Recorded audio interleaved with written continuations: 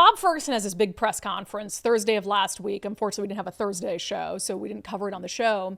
And he comes out and talks about all these budget cuts that his team has done the hard work of coming up with. But I think it's important to really read between the lines of that entire press conference and the questions asked by the media and the way that he answered the questions in the media, because what you start to realize when you really think about it critically, and it's something I've warned about before, is that Bob Ferguson is setting himself up to be the hero, and he is throwing his fellow Democrats under the bus to take the heat when they eventually have to pass new taxes. Let's talk about it. This segment is brought to you in partnership with our friends over at Future 42. Turn your frustration into action at future42.org. Make sure you sign up for their newsletter. They alert you to all sorts of good opportunities to get involved and do just that. Turn your frustration into action, which is what we want to see. Okay, so let's start with this because I've got to start. I'm going to give Bob Ferguson some credit. But again, I've always said Bob Ferguson is strategic, and I really need people to understand that. He is an incredibly intelligent person, and he's always strategizing based off of public opinion and public perception and the calculation of his next political move. So whenever I see anything Bob Ferguson does, I always run it through the mental calculations of what I know he's doing. So it's kind of like killing me a little inside to see some Republicans and conservatives and even budget fiscal minded Democrats fall for this so quickly, where they're like, wow, Bob Ferguson, I'm really impressed with this, because I want them to take a pause and understand the motivation behind all of it. So we'll get to it in a second. But first, the House Democrats, is there any entity more phony than them? Is there any entity more phony than the Democrats in the Washington State House of Representatives? I don't think so. So they sent out this tweet. Oh my God. It says, this week our members have shared stories about what's at risk if revenue isn't raised to help fill the $12 billion deficit. It includes cuts to health care, the social safety net, higher education, childcare, and more. But how did we get here? To which I said, the people who got us here are asking how we got here? Literally, does anyone fall for this? This drives me nuts. You guys have been in power, complete trifecta, for much of the last 25 years. And you've had the governor's mansion for the last 40 years. So when you're sitting there wondering, how do we get here? Like, look in a mirror. That's how we got here. You guys cannot stop spending money. You couldn't realize that COVID one-time funds shouldn't be given to things that would need to be a continuing cost. I mean, you could not say no to a program that your special interests wanted. Even in 2019, when the Democrats were saying, hey, stop spending money, this is going to get us in a bad situation, let's save, you were like, spend, spend, spend, spend, spend. And now you're like, how did we get here? Just crazy. And of course, last week on the show, we had talked about this new website that they put out that they're pushing everyone to about how horrible these budget cuts would be. And they're saying, they listed all these reasons why we got into this situation. And they're saying it's because of, inflation and increased needs, not at all because they spent more money than was coming in, like the basics of not being able to balance a budget. But they put out all these fear mongering, right? Oh my gosh, they say catastrophic cuts to healthcare, catastrophic cuts to higher education, long-term care, behavioral health, corrections, human services, and early learning. So they are trying to paint this as if we can't, they're trying to soften you up. If we cannot tax you more, the impact will be catastrophic to all of these things that make Washington, Washington, to all these not only progressive things, but to all of these absolutely necessary things like education and healthcare. So the Democrats push that out. And the one thing I'll give Bob Ferguson credit for is at his press conference about the budget, he basically said that Democrats who are claiming that these budget cuts will eliminate all of these key issues are just full of it. Here he is. We can save billions of dollars without touching core investments in K-12 education, in public safety, in homelessness, in housing services, and remain one of the most progressive states in terms of looking out for folks who are experiencing challenges. If the legislature adopts all of my recommendations, hypothetically, the following will still be true. A single parent in Washington working 40 hours a week and families in similar economic situations can access affordable child care subsidies that ensure they do not spend more than 7% of their household income on child care. They can pursue college or apprenticeships for free, thanks to the work of our legislature and decisions they made. They can apply for and receive $640 to cover additional costs of the Working Families Tax Credit. They can access food assistance programs such as EBT cards and food banks supported by our general fund. They can tap into economic assistance through TANF programs. They can receive free hospital care. They can receive free health care for their children through Medicaid. They can receive subsidized dental care and other health care services. These are just a few of the many examples of programs and policies that have been adopted to support Washington families during this tough economy. So I love that because right after they push this out saying, we'll lose all this stuff, Bob Ferguson's like, no, we won't. So I give him a little bit of credit for that. And if I didn't know how his brain works, I would be a real big fan of what he's doing here. But there's a couple key things that were missing from this press conference he gave. So I want to play a couple things. First, so he says his team has spent the last month and a half or so pouring through the budget, looking for line items to cut. And this was the first press conference really showing the fruits of that labor, right? How many line items have they been able to come up with for him to present to the legislature as possible cuts? So here's the brass tacks of it. After this initial review of the past several weeks, I'm recommending approximately $4 billion in savings to the state budget. The precise number is $3,926,404,000. These savings are in addition to Governor Inslee's proposal, which reduced the shortfall by an additional $3 billion. Combined, these proposals reduced the projected $15 billion budget shortfall by $7 billion. Okay, great. But carry the 15 billion, 7, you still have 8 billion left, right? So this is the thing that over and over in that press conference, he refused to address. Even the legacy media, which I'm very hard on in the room, was sort of also doing the math. Like, okay, $15 billion, you've got 7 billion.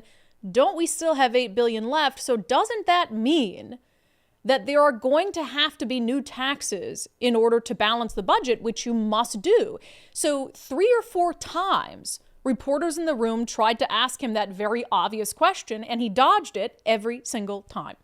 After going through this exercise anyway, are you now leaning more in the direction that you might have to sign off on some tax increases, and what would they look like? I'd say it's too soon to say right now, Jim. Aren't taxes, regardless of what type of taxes, just the basic math indicate that some sort of taxes are inevitable? Look, I'm new to being governor, but I'm not new to the legislature, right? Last time I checked, we've still got 2 months to go in this legislative session. I need to sit down and have a conversation with legislative leaders. What are they finding out? I know they're doing their own work, which is not insignificant. They're leaning into it as well. So look, at some point, I'll have a better answer to that question, but I just don't think that's right now. At what point? He knows the answer. I said this a month and a half ago after his inaugural address. When he came out, you can go find the receipts on my X. I'm not going to go look it up right now. I should have looked it up for the show. Where I said, look, you can celebrate this, but see what he's doing. He is buttering you all up to make you believe that he exhausted every single effort to cut the budget. And then he's going to have to come back and say, it's not my fault. They put us in such a big hole. We have no choice. And here are the taxes that Democrats passed. He is setting up his own party to be the bearers of bad news. He doesn't even want to talk or mention or answer questions about the very real likelihood that to compensate for the other $8 billion that Democrats put us in the hole, they're going to have to raise revenue, new taxes or increase taxes. He knows that. The math isn't mathing. But he doesn't want to be the one to say it. He'll sign them. He'll sign them into law. He'll sign the budget that has them. But he wants to put as much distance between himself and newer increased taxes as humanly possible.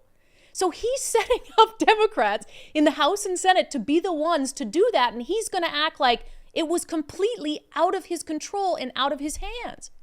Now, part of that might be fair. You could say, well, yeah, he did basically have to adopt this budget crisis that Governor Inslee left us. But that also would be letting him off the hook. Bob Ferguson, as Attorney General for 12 years, doubled the size of his office. He was one of those Democrats that kept spending and spending and spending when Republicans are saying, stop spending, let's save. He wasn't in there saying, hey, we need to find some cost. He wasn't budget conscious.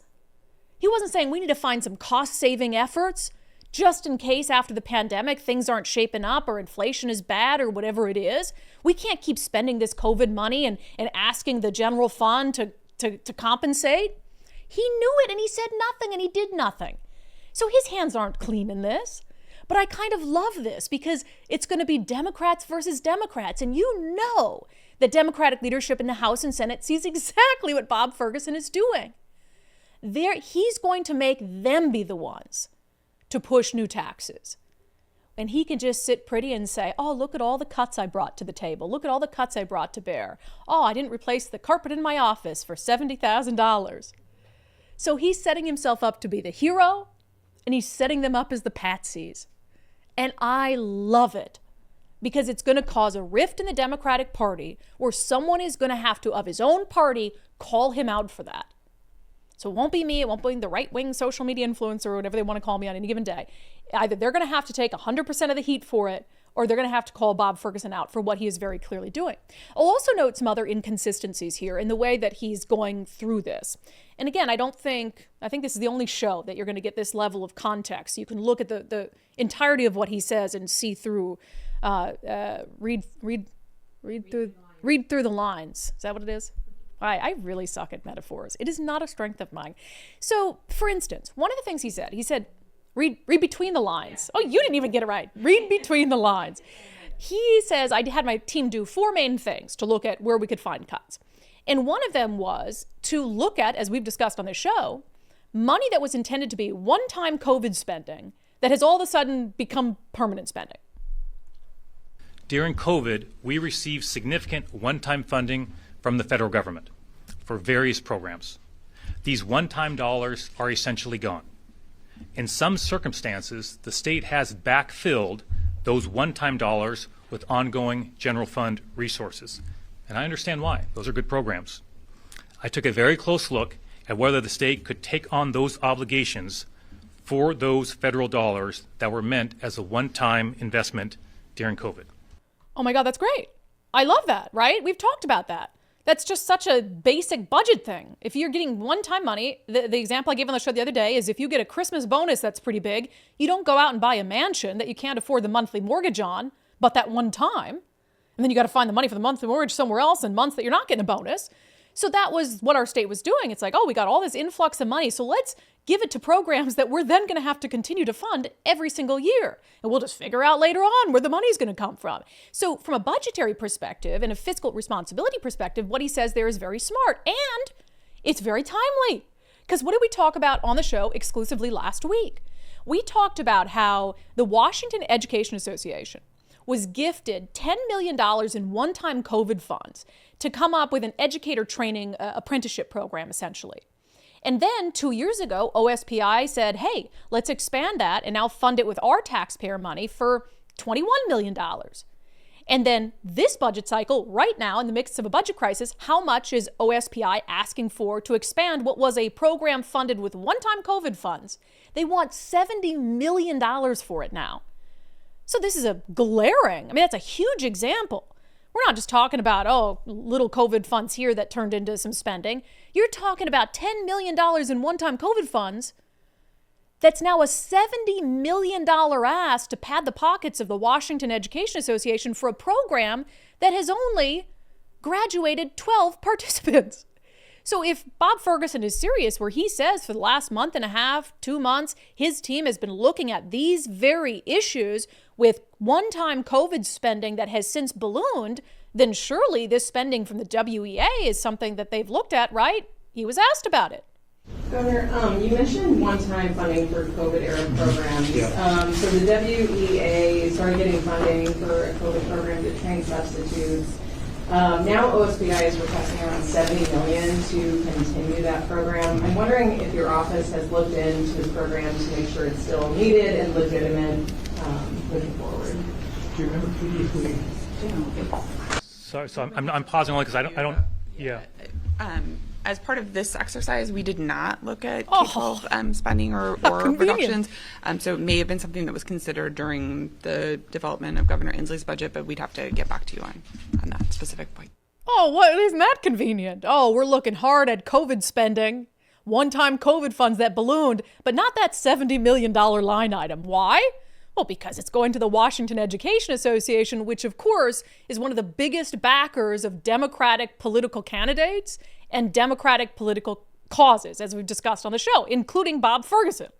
So of course, when they look at, and he wants us to take him seriously, that he's looking at all this one-time COVID spending and how it's ballooned, well, yeah, but not the spending that's padding the pockets of our biggest political donors. Of course not that. So I can't take him seriously on that issue. If he says that they are really serious about not continuing one-time COVID spending unless absolutely necessary, this is a massive $70 million line item. And they're saying, well, we didn't look at that as part of this exercise. Well, I can't really take you seriously then. There's one more aspect I want to dive into that, again, I can't take him seriously, and you always have to remember how his brain works. He's a grandmaster chess player. He's playing chess, and we are all his pawns, unless we refuse to be his pawns. So here is one thing he talked about. He went through just a couple of the cuts and the cost saving. He didn't dive into all of them during the presser, but one of the ones he made sure to mention is potential cuts to the Special Commitment Center for Violent Sex Predators on McNeil Island. Because of the declining populations at the Special Commitment Center, we're able to close the 24-bed Dogwood unit and consolidate into the remaining units at the Special Commitment Center. That saves nearly $4 million. Well, that's great, but it's only great if you don't know the background that Bob Ferguson, as Attorney General, is the reason why so many of these sex predators are no longer being housed on McNeil Island. The Seattle Times did this big expose during the governor's race. It was titled, "Walk Confined Hundreds for Sexual Violence," then it quietly began releasing them. And what that Seattle Times article didn't mention at the time is that it was Bob Ferguson. They never even mentioned him by name, that this was his responsibility. The Attorney General's office is responsible for keeping violent sex predators on McNeil Island. And for years and years, they were maybe releasing one a year, maybe two. Under Bob Ferguson, they started releasing dozens and dozens every single year.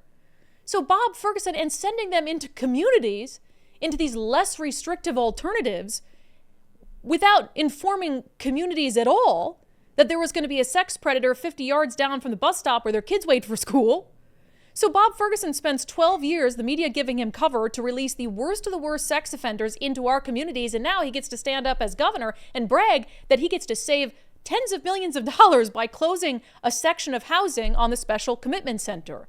Well, the only reason you can do that is because you have stopped standing in the way of the release of these violent predators into our communities. So I'm not really sure that that's an element of budget savings that people want or that you can really take credit for in terms of it being some like magical savings to our wallet. He makes it sound like there's less sexually violent predators. Like, oh, we just don't need it anymore. It's like, yeah, because you let all the violent sex offenders go into our communities. Isn't that convenient? It's just wild stuff. So reading between the lines, mark my word, the math isn't mathing. 15 billion, 7 billion in cuts, there's still $8 billion. So new taxes are coming. Increased taxes are coming. But Bob Ferguson doesn't want you to blame him. So he's going to do everything he can to get out in front of that narrative. That's something that was brought to you in partnership with our friends over at Future 42. Turn your frustration into action at future42.org. Make sure you sign up for their newsletter so you can be alerted to opportunities to get involved, push back against bad bills, bad policy, etc., etc., etc., etc.